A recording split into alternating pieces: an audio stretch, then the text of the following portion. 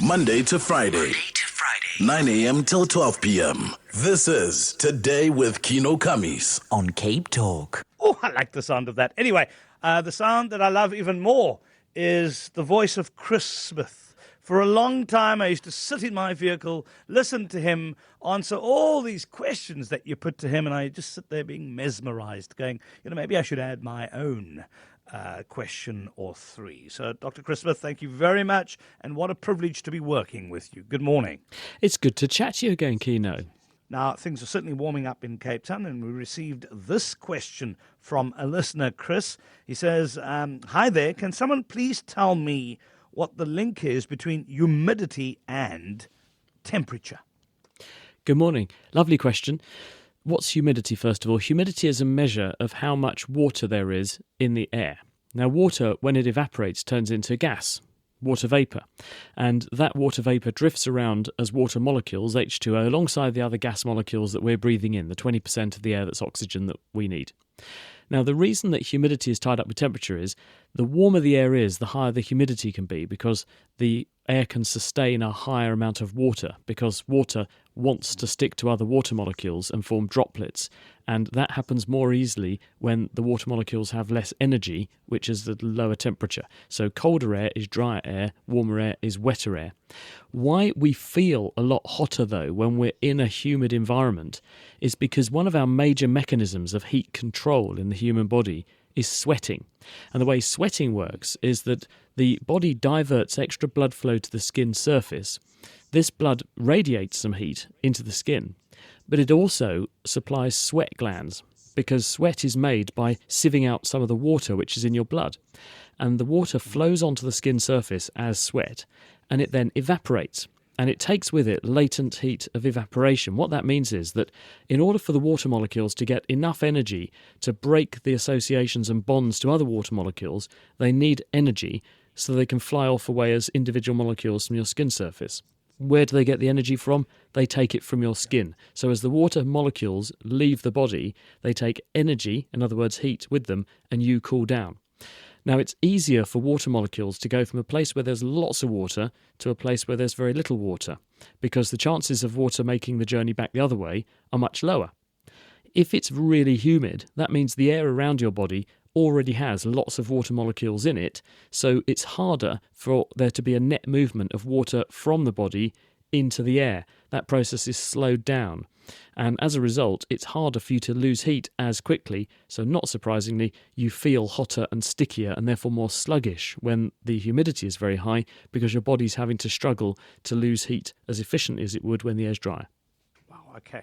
I'm still mesmerized by how you know all these things. By the way, we're going to have to maybe at some stage talk about how you actually keep your mind as sharp as it is and how you actually know all the things that you do. But let's move on to Damien from Rondebosch. Is cooked meat or food healthier than the raw version? I would imagine it depends what type of meat we're talking about, but your answer to that. Hello, Damien. The answer is, like all these things, it depends. And if you've got certain foodstuffs, it's certainly superior if you cook them. And the reason that when humans first grasped how to use fire, which as far as we know happened in Africa and quite possibly in southern Africa, and certainly more than 1 million years ago, one of the major advantages of harnessing fire, apart from for defence and protection and warmth, was that you could cook food. And humans effectively realised that this, or early human ancestors realised this behaviour could liberate more calories from certain foods than your body would be able to liberate from them if it ate them raw. Cooking food also softens the food and makes it more digestible, which means your digestive juices have easier access to the calories that are locked away chemically in the food. So it's easier to liberate the energy, and therefore you're going to have a better time in terms of extracting energy, growth, and being successful in your environment. So certain foods do benefit from being cooked. The other major advantage, of course, is if you escalate the temperature of something, if there are microorganisms on there which are capable of infecting you, then the heat will degrade those microbes, knock them out, they can't infect you. If there are toxins in the food, which some microbes poison us by secreting toxins into the food, some of those toxins are susceptible to heating. So if you heat the food up, you destroy the toxins, again, it renders it safer. And probably these advantages of cooking became attractive to us because we like those sorts of flavours, and perhaps we like those sorts of flavours because cooking renders things safer and more calorie enriched for us. So I think it's a sort of cart and horse thing. We probably cook because it's safer, we cook because it liberates more calories, and we have evolved to appreciate the taste of cooked things, especially things cooked at more than 148.5 degrees, because that's the temperature at which the Maillard reaction kicks in.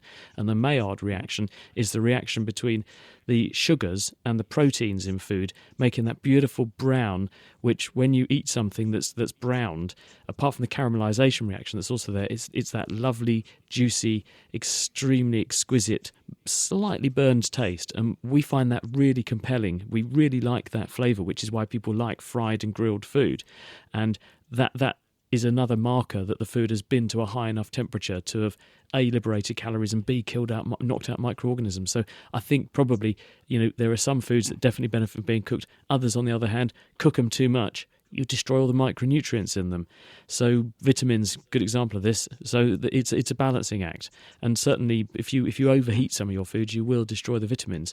So some things it's better to cook them, some things it's not better to cook them, and it will depend on the context.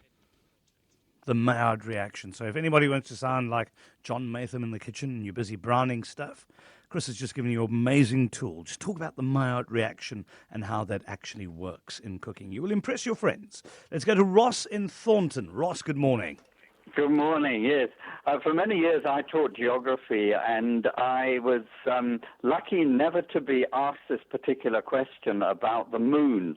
Now that I've finished that part of my career, I'd like to know why it is that the moon, which is rotating, the Earth, which is rotating, why is it that the moon always has the same face towards the Earth? Surely that's an incredible coincidence. Surely it should be moving, and at some time we should see the back end of the moon. I really have never understood that. Thank you for your question there, Ross. Chris? First, just to clarify to what Ross is referring, the moon always presents the same face towards the Earth. And this is because the moon is turning at just the right rate, so that as the moon goes on its orbit around the Earth, which it does over the course of a 1-month cycle, it's turning at just the right speed so that it always shows the same face to us. We never see the other side of the moon. This is myth. It's a myth. It's wrong. People call this incorrectly the dark side of the moon. It's dark in terms of our knowledge because we can't see it so well, but it's not dark because, of course, it actually gets more sunlight on that bit of the moon than the bit that's facing us. But we call it the dark side of the moon because we've never been there, or at least a human has not actually been there very often. Obviously, the moon mission sent people around the moon, but we don't see that bit of the moon from the Earth's surface. Now, this is a phenomenon of tidal locking. And actually, you get this quite a lot, where a body, for various mathematical and physics reasons, ends up with the same face always pointing towards the parent body around which it orbits. And this has happened to the moon. So the moon presents the same face to us. And originally, the moon would have been spinning around a lot faster and would have been a lot more disorganized than it is today. But because of tidal locking, the equations work out that the moon now is locked into this orbital phase where it turns at just the right rate to present the same face to the Earth all the time. Well, there we go. Ross, now you're able to explain it, sir.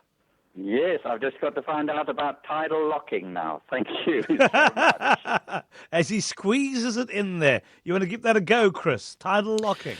Well, this is the effect that as an object orbits, then there's a balancing act between how the energy is distributed in the thing which is turning in orbit and the thing around which it is orbiting.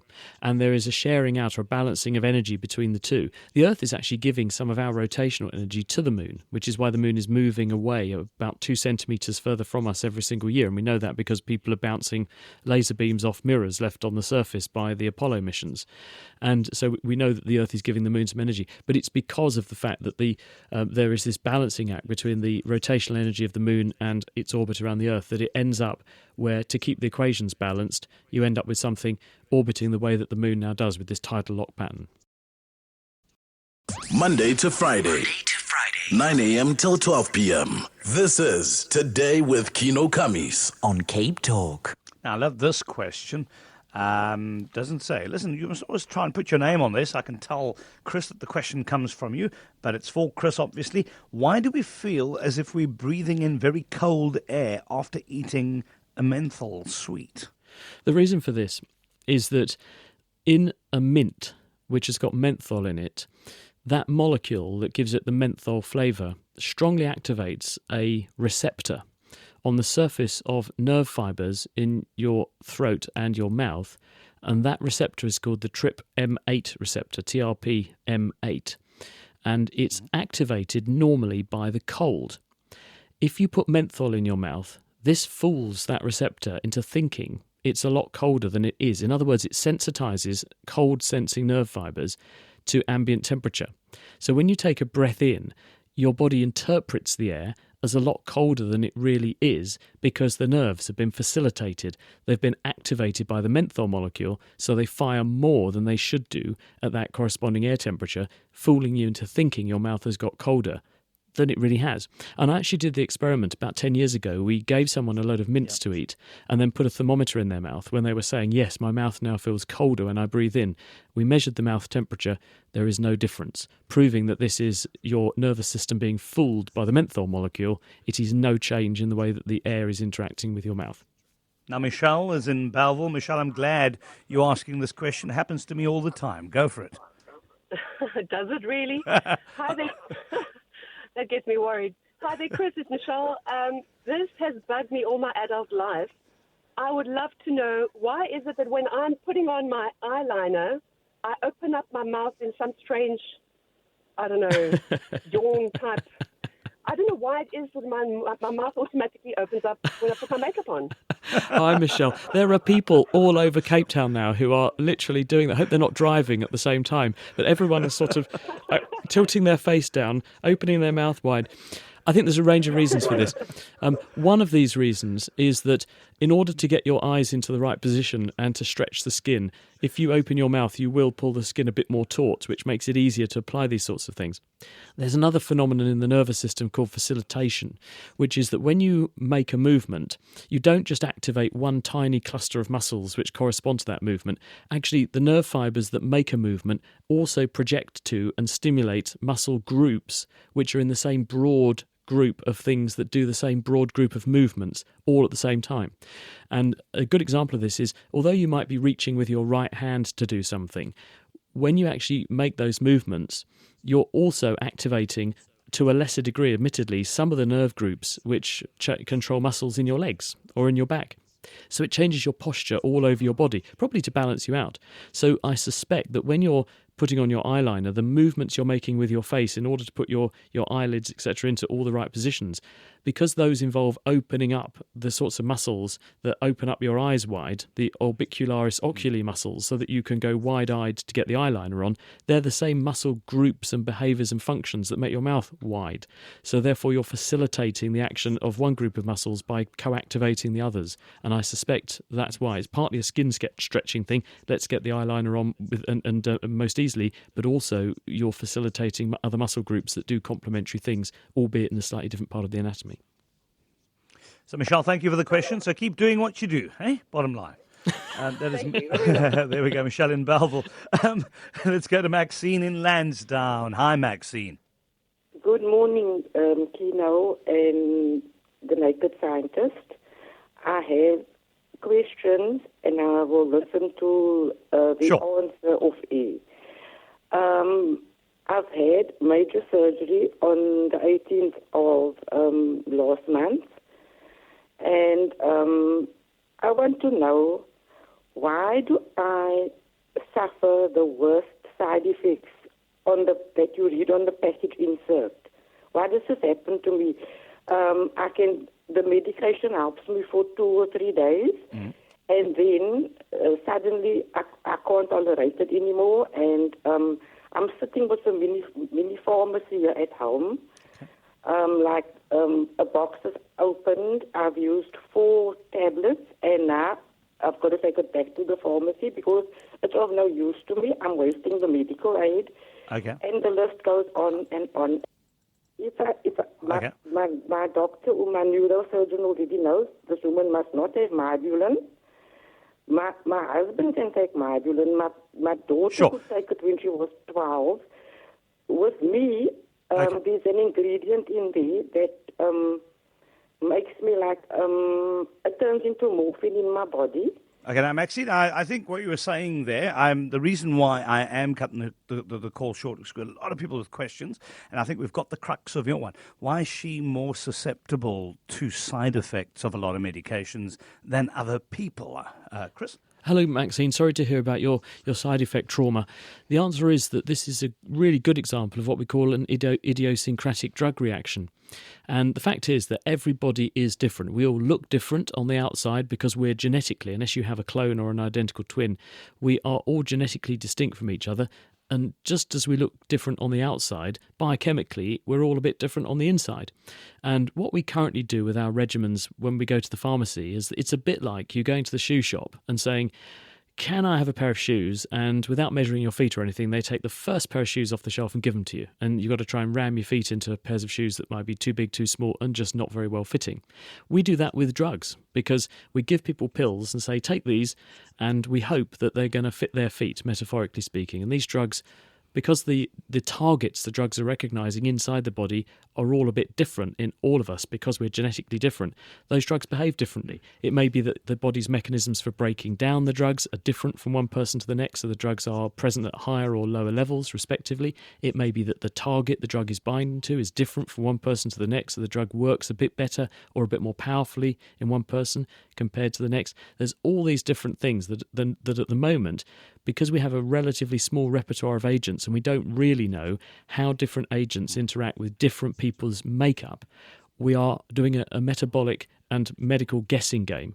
And as we move forward into the future, what we will be able to do is to do various very precise tests on people to work out what particular category of the population with respect to a certain set of drugs they fit into. And we will be able to prescribe far more precisely. This is sort of precision medicine, which will be borne out in a personalised medicine way by better understanding of how the body works genetically and biochemically. But we're not anywhere near that yet, and we're nowhere near to be able to afford it yet either, because this will come at very high cost, but it will minimise side effects. Well, thank you very much for that question. That was Maxine in Lansdowne. Denise in Rondebosch, good morning. Morning. I'd like to know if wild animals snore. I have domestic animals and they snore like crazy. But surely if a wild animal would snore, it would give its position away, and to a predator or to, another apex predator. That's a good question. Yeah, hi Denise. The answer is that any animal can snore, and the fact that domesticated animals do snore argues that certainly you will get animals in the wild that will snore, but you're also quite right that there's a strong selective pressure not to snore or not to give the game away as to where you are too much. So I think it's probably one of these things that probably nature selects for animals that don't naturally snore. But anatomically, the reason we snore is because our soft palate dangles down at the back of our throat when we go to sleep, and because all the muscles relax, and it wafts around in the breeze as you breathe in. So you're gonna have a high likelihood of being able to snore, even if you're a wild animal on the plains. But probably nature is trying to keep the amount of snoring and other giveaways about your position to a minimum. So if you are born with an anatomy that makes you more likely to be a really bad snorer, you're probably going to turn into someone else's lunch more quickly than an animal that doesn't snore so much, because it doesn't have that anatomy. So therefore, the animal that doesn't snore so much is probably going to have more offspring, and therefore it'll have that anatomy that makes it less of a snorer. So probably nature's selecting against snoring, except in the human bedroom. Always a pleasure, Dr. Chris Smith, the Naked Scientist. Looking forward to next week.